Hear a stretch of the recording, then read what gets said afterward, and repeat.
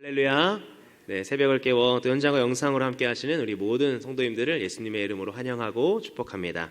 네, 오늘은 생명의 삶 1월 30일자 본문인 요한복음 8장 31절에서 47절의 본문을 가지고 진리 안에서 누리는 참된 자유라는 제목으로 하나님의 말씀 나누도록 하겠습니다.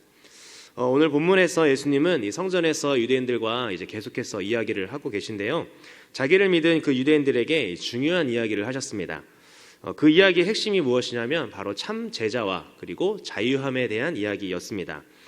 그런데 당시 유대인들은 이 아브라함의 자손이라는 그 자만과 또 오해에 빠져 있었는데요.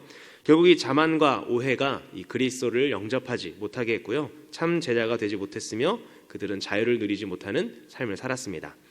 오늘 본문을 통해서 이 참 제자가 되는 비결이 무엇인지, 그리고 우리가 진정한 자유를 얻을 수 있는 비결은 무엇인지 함께 본문을 통해서 살펴보기를 원합니다. 예수님은 자기를 믿은 유대인들에게 누가 참 제자인지를 말씀을 통해서 말씀해 주셨는데요. 우리 31절 말씀 다시 함께 보겠습니다.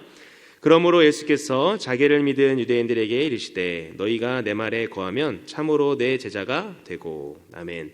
예수님은 내 말이 너희 안에 거하면 참 제자가 된다라고 이 참 제자가 되는 비결을 우리에게 말씀해 주셨습니다.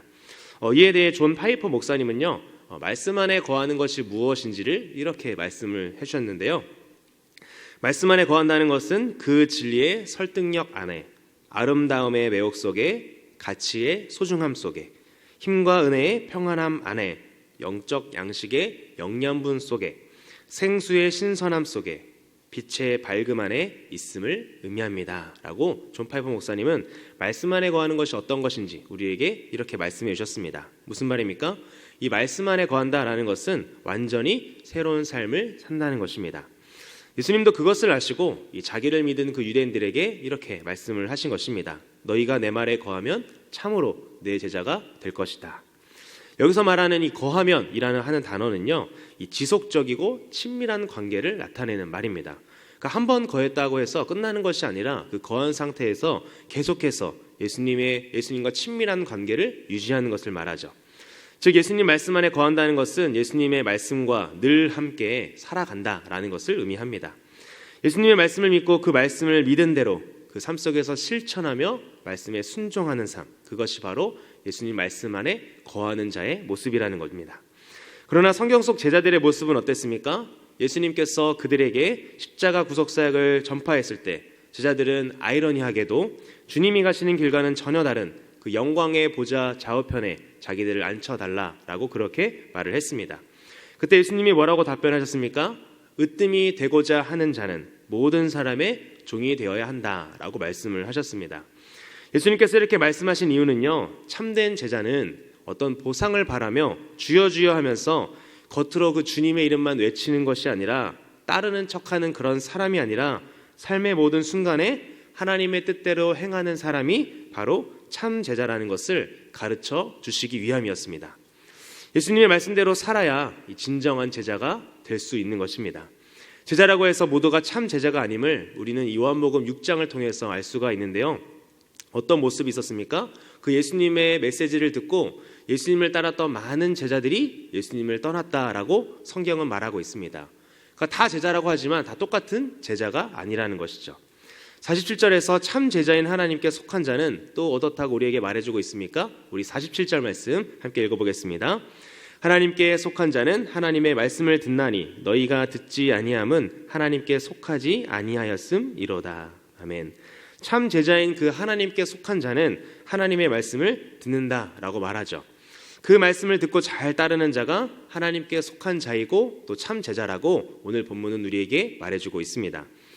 성경 속의 유대교 지도자들은 스스로 아브라함의 자손이라고 자부하면서 하나님의 말씀에 순종하는 것처럼 보였습니다. 그러나 그들의 실체는 어떠했습니까? 기득권을 철저히 지키며 또 자신들의 이익을 챙기려고 했던 그들의 속마음은 죄로 가득하여서 말씀이 육신이 되었던 그 예수님을 영접하지 못했습니다.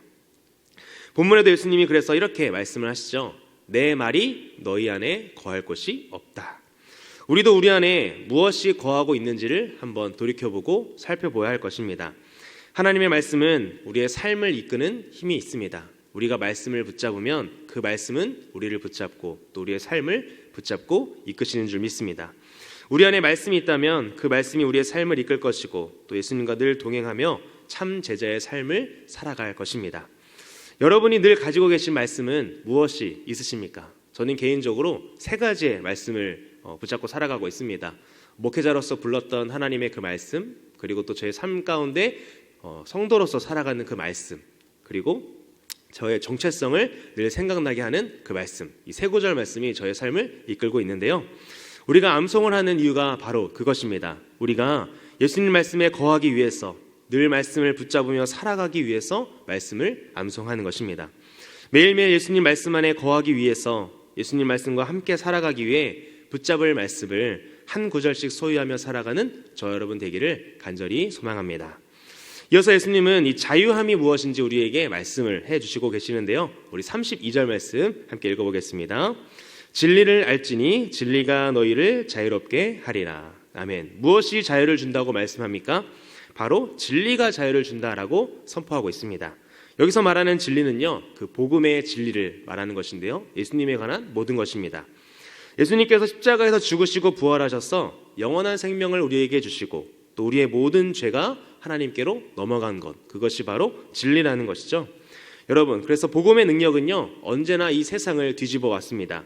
출애굽기를 보면 애굽의 절대 권력 앞에 그 이스라엘 민족은 한낱 그냥 피정복 민족 중 하나였습니다. 그들은 아무런 힘이 없는 노예 민족이었죠. 그들은 애굽의 바로의 말 한마디에 좌우되는 그런 민족이었습니다. 그러나 모세를 통해 선포된 말씀은요, 내 백성을 보내라, 그들이 나를 섬길 것이다 라고 하는 것이었습니다.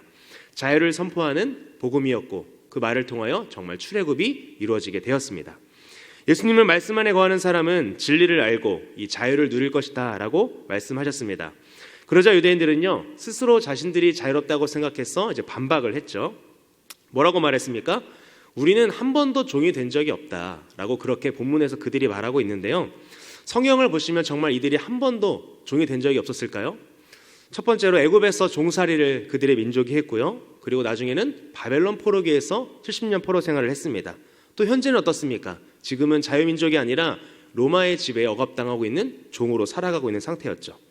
이런 역사를 그들도 알고 있었지만요, 그 하나님의 말씀, 예수님의 말씀에 실어서 그 역사 자체를 부인하고 있는 것입니다. 게다가 현재는 또 마귀에게 속해 예수님을 죽이려 하고 있다라고 오늘 본문에서 예수님이 말씀을 하고 계시죠. 율법에 대해 열심히 거룩하다고 여겼던 그 바리새인들은 외식하였던 자들이었고, 또 지혜롭다라고 여겼던 그 서기관들은 소경이 되어서 소경을 인도하는 자들이었고, 또 사두개인들이 누리던 그 권력의 힘은요, 복음의 힘 앞에 무력한 것이 되었습니다. 이것이 죄의 종이 된 그 유대인들의 모습이었던 것입니다. 그러나 복음의 능력은요, 그 애굽을 무너뜨렸고 그 이스라엘 민족에게 자유를 주었습니다. 아수르에서 또 바벨론에서 그 로마의 업제에서 모든 그 권세들을 무너뜨렸습니다. 그 과정에서 복음이 이 이스라엘 민족들에게 참 자유를 주었죠. 여러분, 마귀는 이 거짓의 영이라고 오늘 본문에서 또 말하고 있습니다. 참된 진리와 자유가 있음에도 불구하고 성경이 그것을 우리에게 말해주고 있음에도 우리의 눈을 멀게 하여서 성경에서 말하는 참 진리와 자유를 못 보게 하기 때문입니다. 진리가 아닌 것들을 진리라고 우리에게 속이고 있고요, 또 자유가 아닌 것들을 자유인 것처럼 우리에게 위장해서 이 세상에서 이생의 자랑, 유체의 종교, 안목의 적용을 따라 살게 하는 것입니다. 예를 들면 많은 것들이 있지만 대부분 어떤 것이 있습니까? 바로 돈이 그렇습니다. 돈만 있으면 다 되는 것처럼 자유가 있을 것이다 라고 우리를 유혹하죠. 그것을 진리로 또한 위장시킵니다. 돈이 많으면 참 자유가 있는 것처럼 유혹해서 돈을 벌기 위해서는 무슨 일도 서심치 않고 행하도록 하고 있습니다. 그러나 여러분, 실상은 어떻습니까? 돈이 참된 진리가 될 수가 없고요, 돈이 많다고 참된 자유를 누릴 수가 없습니다. 오히려 더 억압되고 또 불안하고 두렵게 되는 것이죠. 하나님의 사람은 이처럼 이 불의가 판치는 그 세상 속에서 진리가 아닌 것을 진리라고 포장하는 이 세상 속에서 참된 진리와 자유롭게 하는 복음을 선포하는 자인 줄 믿습니다. 바라기는 저와 여러분의 그 삶을 통해서 이 참된 진리와 그리고 예수 그리스도 안에 있는 삶이 어떤 것인지를 보여주는 저 여러분 됐으면 좋겠습니다. 진정한 진리와 자유가 무엇인지 바로 우리의 삶을 통해서 우리 주변 사람들에게 보여주셨으면 좋겠습니다.